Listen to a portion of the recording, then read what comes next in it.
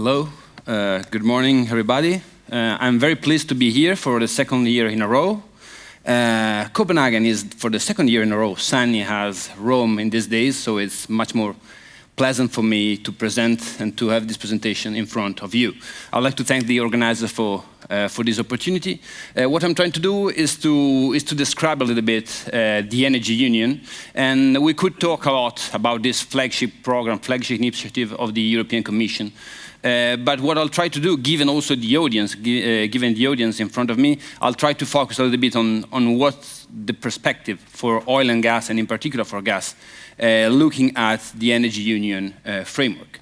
And if we start looking at the very initial sentences of the Energy Union strategy released by the Commission on 25th of February 2015, you see that the very first is the traditional objective of the energy policy. So, aim to give EU consumers secure, sustainable, competitive and affordable energy. Nothing new, but to reach our goal, we have to move away from an economy driven by fossil fuels, and this is the relevant part, an economy where energy is based on a centralized supply-side approach and which relies on old technologies and outdated business models. This is how the Energy Union strategy started.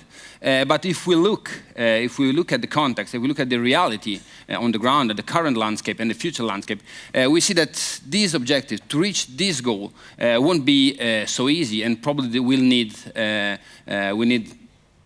again the role, as was said before, of natural gas and oil for the future decades. This is the context. Fossil fuels still matter. This is 2016. This is BP. These data are from the industry. They are BP statistical review data, and shows us that fossil fuels, and in particular oil and gas, still account for 60% of the total primary consumption in the European Union. There is still a huge component of coal. This is 15%. While if we look at the renewables, and it's a 10 years renewables development in the European Union, the results achieved so far are quite modest and need to be expanded, improved a lot if we want to reach the 2030 and then 2050 targets set by the European Union. Fossils still matter, and fossil will matter. Fossil will matter because even though today we are around 60% of total consumption, primary consumption accounted by oil and gas, in 2014 projection tell us that even with a decrease, 50% of the total consumption will be still based by oil and gas. A steep, an important decline in oil consumption in the next 2 decades and a half, and a slight increase in gas, also in order to shift from coal, which is the real polluting source in the European mix, which is the one that the European Union and the Energy Union in particular is trying to tackle. And we see that even in 2014, we won't be able to get rid of the entire coal consumption, but we are expected to witness in the current scenario to a substantial decrease. But this is not only that in 2040 we are expected to have still a substantial, numbers can change from here to 2040, but still a substantial impact of oil and gas. But the question is that these oil and gas will be increasingly coming into the European system from abroad. These are data on 2016. 85% of oil comes from abroad.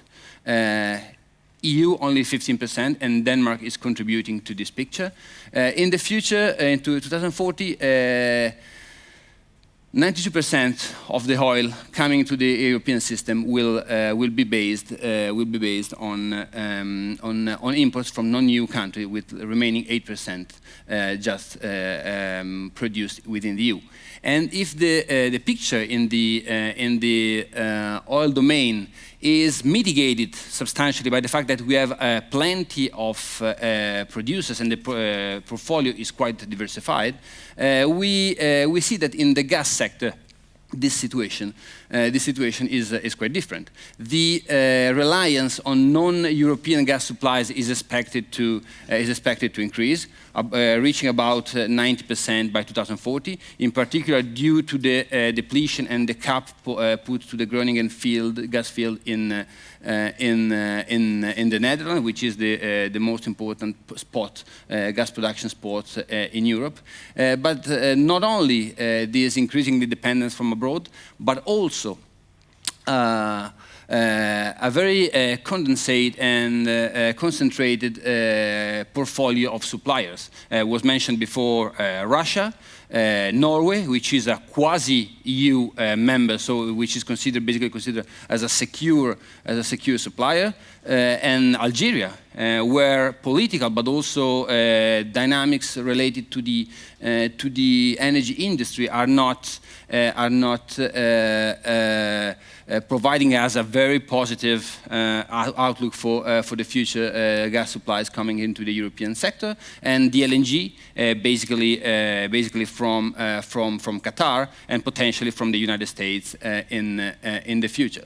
So this is the current picture. And what is the Energy Union trying to do? What is the innovation, if there is any innovation in the Energy Union approach towards this situation? The first thing is that while working to achieve its energy transition objectives, the Energy Union does not basically neglect the importance of hydrocarbons, of oil and gas supply in the overall European picture. And despite the first slide I show you, there is a clear recognition that oil and gas still matter, and that is a matter of security. With the Energy Union strategy, the Commission decided to reshuffle a little bit the so-called energy trilemma. So no more security, affordability, and sustainability, but an approach based on 5 guiding dimensions.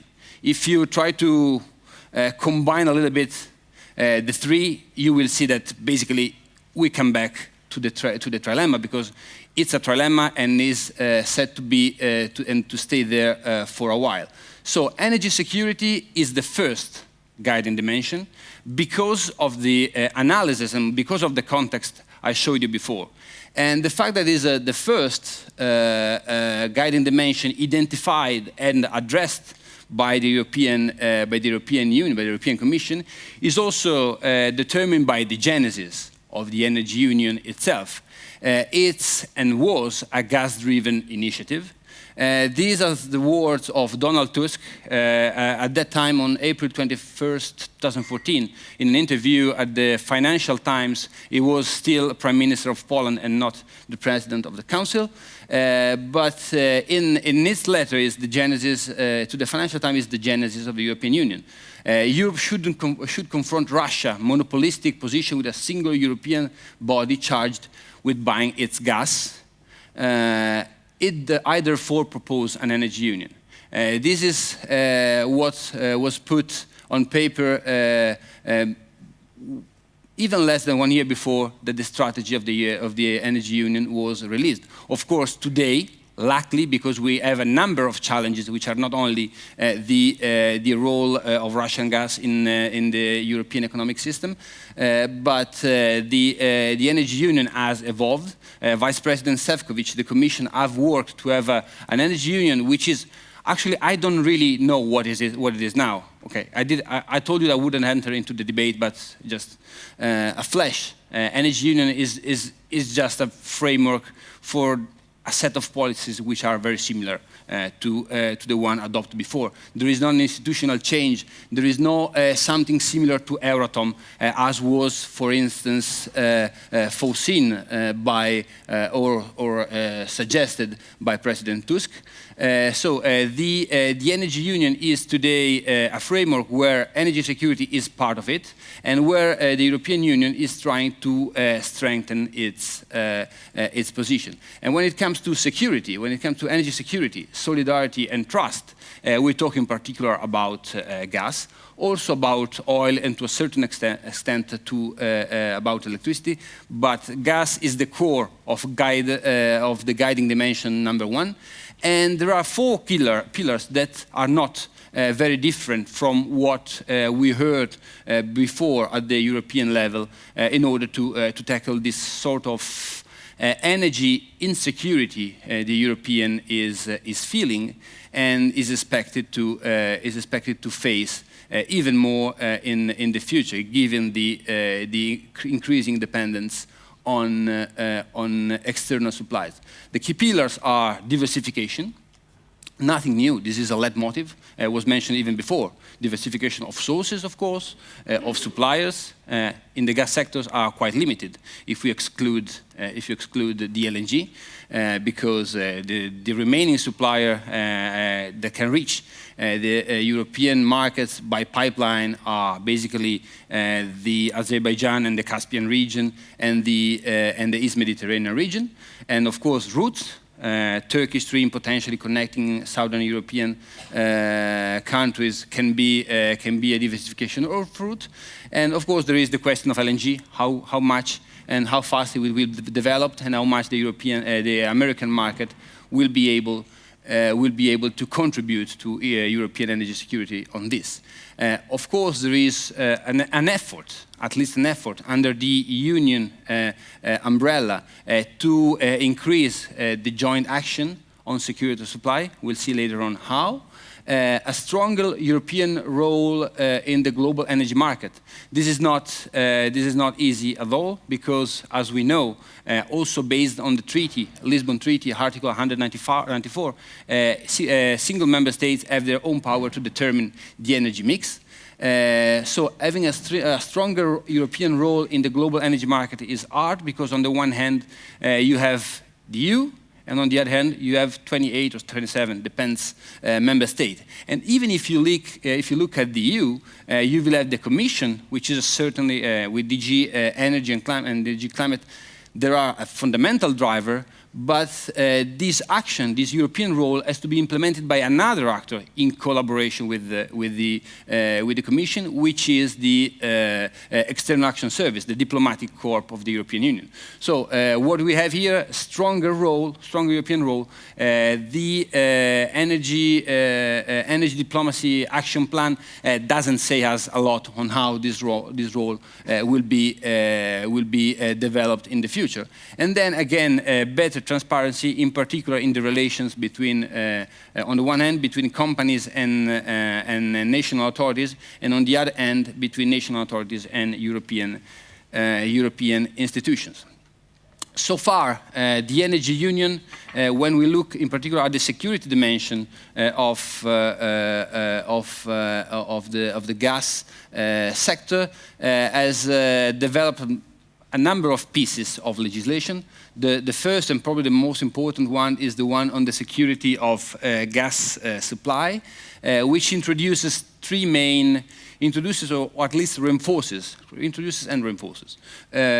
three main topics. The first one is it tries in attempts to increase and to strengthen regional cooperation. Regional cooperation is a fact. The objective is to set mechanisms and procedures at the European level, developed at the regional level, in order to have a dialogue, and a constant dialogue that allows regional member states in the same region to adopt mitigation policies that can help the security of gas supply. And this is closely linked to the second factor and important factor introduced by the regulation, which is the question, the factor of solidarity mechanism. According to the regulation, neighbor states are forced, are obliged to help a country in the region, in the area, which is hit by a security of gas supply shortage or shock. And this is why it's so important. It's so important to the previous element, which is strengthening regional cooperation. And the third one is related more to the role of companies, which are expected to dialogue and to inform better national authorities when they are about to sign a deal or a contract which can somehow impact the energy security of the country itself. Then there is the regulation establishing an information exchange mechanism with regard to intergovernmental agreements and non-binding instruments between member states and third countries in the field of energy. Basically, this regulation aims to prevent the member states to sign deals and then inform the Commission. But on the contrary, Commission should be informed before the deals, even the non-bindings, are signed, in order to have better knowledge and also to make an assessment and ask modification to the deal to the national authorities. And then there are two communications which are not purely pieces of legislation, but they set the scene, and they try to provide a vision of the European Commission on a specific topic. What is particularly relevant is the EU LNG and gas storage strategy. Nothing new in the strategy itself. Just it tried to make an assessment of the current LNG and storage capacity and the necessary investment in order to make the European market more resilient and able to manage new LNG resources coming into the sector. These are mainly the external dimension, factors to be considered when we talk about energy union and gas. Of course, there is a fundamental sector, fundamental element and policy, which is the creation of the market, because we can diversify. We can diversify. No, it's written 335. But I'll try to be shorter. We can identify different sources. We can diversify with routes. But at the end, if the market internally does not work, it might happen like in Spain, where you have 90 BCM of LNG capacity and 4 BCM of interconnection with France, and then all the LNG can arrive in Spain and remain there in the storage. So market is not part of the presentation, but it's certainly a key factor to be considered, and it's part of the second guiding principle of the energy union, which is related to market. So what about the future? A lot have been discussed also before at the global level. In the mid to long term, oil and gas are expected to decrease their importance in the mix. In 2030, for instance, 40% of the CO2 emissions need to be reduced, while the new objectives agreed at European level say that 32% of renewables has to be put into the European primary mix, and 32.5% of efficiency savings have to be achieved in 2030. And even more ambitious, the 2050 roadmap tell us that the European Union will have to be able to reduce by 80 to 95, or even to reach a sort of net zero emission target by 2050.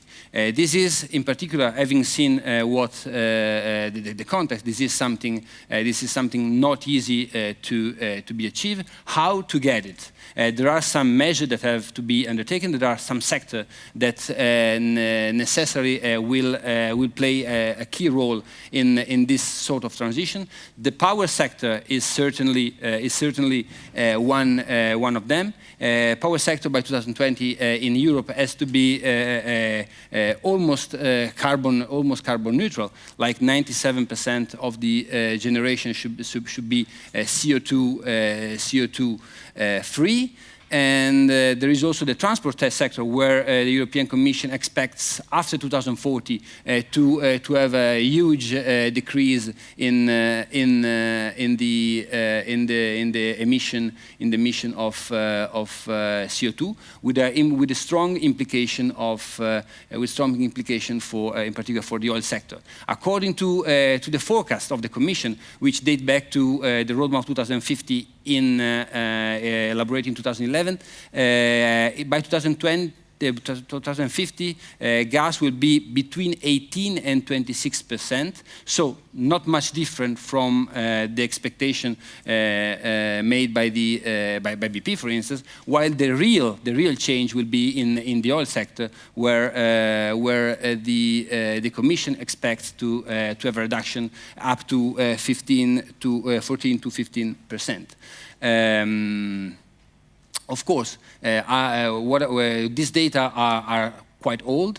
What will be the path to reach this full decarbonization will be basically set by the Commission in the long-term roadmap, which will be released in 1 month, the 28th or the 29th of November by the Commission. What's certain that, in particular, gas, if there is no technological breakthrough, in particular in the battery domain or in the smart grid domain, will play a key role, and the necessity to keep investment, but also the security framework that the Energy Union is trying to establish in these years will be necessary for the next decade as well. Thank you very much.